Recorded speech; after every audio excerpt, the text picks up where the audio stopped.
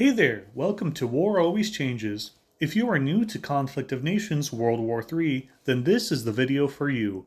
I will be covering how to play Con, how to get started in your very first game, and cover the very basics of every major feature in this game. I'll be splitting up this video into sections, so feel free to skip around. Timestamps are below. First up, you are going to want to join a game. And this might seem self-explanatory at first, but there is quite a bit of variety to this game, and if you join a special game mode by accident, you may be overcomplicating things for yourself. Once you are at the main page and you are logged in, you are going to want to click Find New Games on either desktop or the mobile app. If you are looking for a slower game, I would go for a Battleground USA map. In this mode, 1 hour real time equals 1 hour in game. So while it does take longer to build up an attack, it also gives you more time to respond to attacks. If you are looking to delve into some action right away, then I would go for a 4 times speed game. There are quite a variety of game modes at this speed, but I would go for a World War III match to start. I would say this is probably my personal favorite game mode. Some countries are easier to play than others. If you are in Europe, for example, you will be in for a tough fight early game. And if you are in a country surrounded by ocean, the learning curve might be a little high. If you don't care where you want to start, just click Select Random Nation. Great! Now you're here. Immediately when you join a game, there are 3 things you are always going to want to do with the normal setup. 1. Build level 1 army bases in every city. 2. Research infantry. And 3. Once the army bases are built and the research is complete, you will want to produce 1 infantry in every city. To do this, click Mobilize, and to the right of infantry, click Start. You might look at your resources and think you have a lot, but in reality, those will go very quickly once you get the basics built and researched. Next, you will want to build 1 recruiting office in every city. This will help to sustain the manpower to build your army early game, and is required to mobilize certain units. If you so choose, you can also research another unit other than infantry, such as air superiority fighters, corvettes, combat recon vehicles, or mobile anti-air. All of these will have quick research times, so you can start mobilizing them as soon as possible. But make sure you have built or are going to build the required buildings before doing so. With your first batch of infantrymen being mobilized, it is time for diplomacy. In the vast majority of situations, you will need to be in a coalition in order to survive a match, especially if you are bad at the game like me. In this game mode, coalitions come in groups of 5 people. One way to be in a coalition is to create one and invite your neighbors or people who have high rankings on their profile. You can see rankings on desktop by selecting a province or a city in a foreign country, clicking the human icon, and clicking the info button near the right side. On mobile, select a province, press the diplomacy button, click the country name, and the user profile. Now for conflict. This is where things get trickier from a teaching standpoint, as I can give no definitive winning strategy that will work in every single scenario. Do you want to play it safe by keeping your troops at home to defend while you build up your army and infrastructure over time? Or do you want to conquer as quickly as possible so that you will have the resources to win in the long haul? Well, that is entirely up to you. But in my experience, it is usually best to take semi-risky plays in order to capture cities early game. Well, it's time to select your first target. So, what is a good target? Well, AI countries are easy targets, so go for them whenever you have the opportunity. If you are in a coalition and have non-coalition neighbors, you will inevitably have to fight them at some point, so it is important to take them out. Other good targets, well, to be brutally honest, you. At least you would be a good target if you didn't take the time to watch this video. Learning this game before jumping straight into it is a huge advantage. And if you target other low-ranking players, you will in theory have the advantage. If someone hasn't already declared war on you and you are going for the aggressive play style, Rally your troops into the city closest to your preferred target. It takes a significant number advantage to conquer land from defending troops, so you will need to attack each target with a grouping, otherwise known as a stack, of 8 to 10 troops to comfortably win against a single city with 1 or 2 units defending. Keep in mind that you should at least have 1 infantry or scout in each vulnerable homeland city, such as coastal cities or cities bordering strangers. Once you get a stack of 8 to 10, you can move them to your first victim. There is no need to declare war early and give your enemy time to prepare.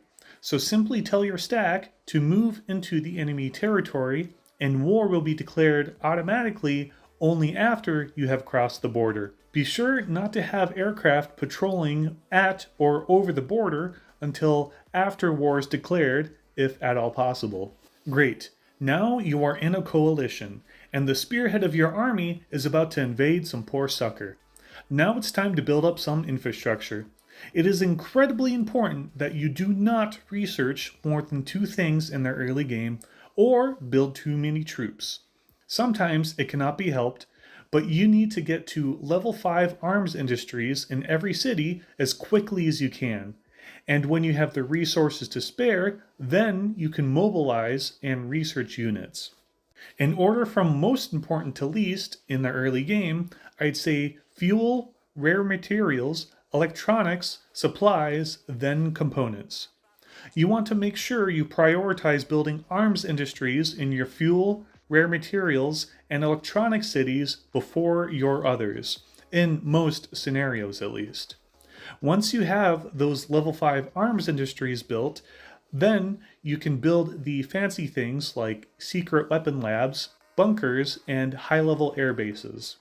Researching the right thing is incredibly important, but to keep it short and sweet, you will almost always need a strong infantry fighting force for conquering, a navy to defend your coastal cities if you have them, air defense for planes, helicopters, and missiles, and an air force to respond quickly to threats, as well as officers to be a force multiplier that will make the difference. If you want a good military for your first game, I would focus on infantry, SAMs, air superiority fighters, and cruisers. If you have rare materials and supplies to spare, and have everything else max level, main battle tanks or armored fighting vehicles, as well as multiple rocket launchers, can be a huge help. As you may have gathered, the currencies of the game are at the top of the screen. Supplies, components, fuel, electronics, rare materials, manpower, and cash are all needed for the various units of the game. Being short on any one of these can lead to trouble when it comes to having a sufficient army, which is why industry is so important.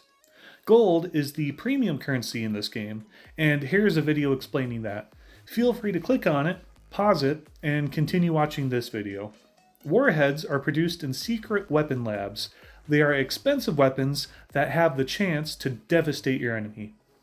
Deployable gear is needed to launch elite loitering munitions or the elite UGV. The market tab is right below that on the desktop, or at the bottom of the screen for mobile. The market is a wonderful place where people and AI throw spare resources for those with expendable cash to purchase. I very much discourage you from selling here unless you are in a very desperate situation. You may think you are rich in supplies and components now, but come the later stages of the game, you may come to regret selling them. Don't be afraid to purchase fuel, rare materials, and electronics early game. Just make sure you don't dip below $5,000 cash, otherwise you will have nothing left to build arms industries, research, or mobilize troops. The Intel tab is on the left for desktop and is under the More tab for mobile. Intel and Spy gameplay is not really meant for early game, as you will not have any cash surplus until after you have taken multiple cities and dozens of provinces from other players. Once you do have a cash surplus, however, you can click on cities, friendly or foe, and you can place counter spies to defend, or have your spies do things against your enemies. My simple advice is to have 5 counter spies in all of your homeland cities before hiring them to do anything else. On the top left of your screen, you will have the in-game time and day, your personal or team progress towards victory, news, research, diplomacy, coalition, and event buttons. To the right of the victory point meter, there is the Security Council button. Security Council is the premium subscription to this game. It allows for better gameplay while AFK, permanent retention of the season units that you have earned, the ability to queue troops, queue buildings, and more.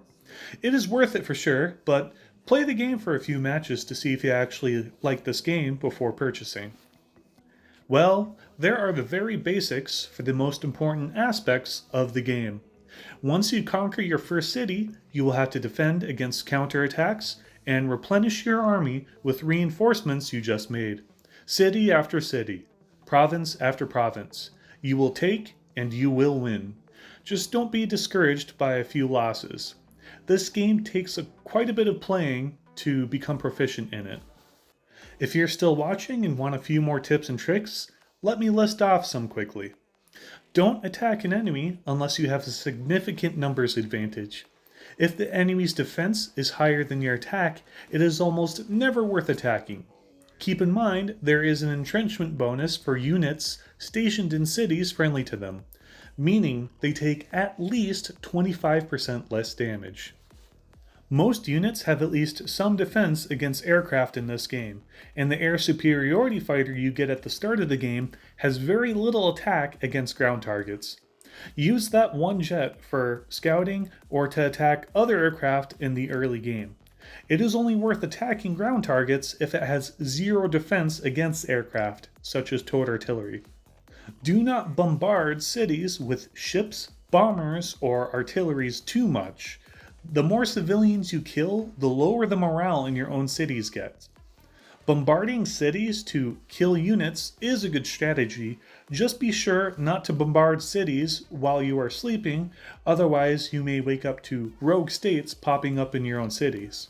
Oh, speaking of which, Rogue State is an AI faction that will pop up in cities occasionally if their morale is below 35%. They can easily get out of hand, so be sure to kill them whenever they arise. Also, when you conquer a city, it is important that you have at least one infantry or other unit to defend against rogue state spawning, unless you have other ways to kill them as soon as they spawn. Missiles aren't worth going for unless you know exactly what you're doing, and I actually have a video covering that in detail. Don't bother purchasing supplies or components unless you have lots of cash to spare. If you hold right-click and circle your units on the desktop, it will show all of your troops in that area. You can control-click separated units to rally them to the same location. The settings cog at the bottom right of your screen allows for cool options like switching to political view or terrain types view. Well, I think that's all I have time for today. I do have quite a few videos on this game if you want to learn more about specific units and the like. Thank you so much for watching, and welcome to the Conflict of Nations community. I'm happy you're here. If you are in a coalition and have non-coalition members, permanent retention of season units that you have earned, the lower the morale in your own cities gets. Who is bombarding?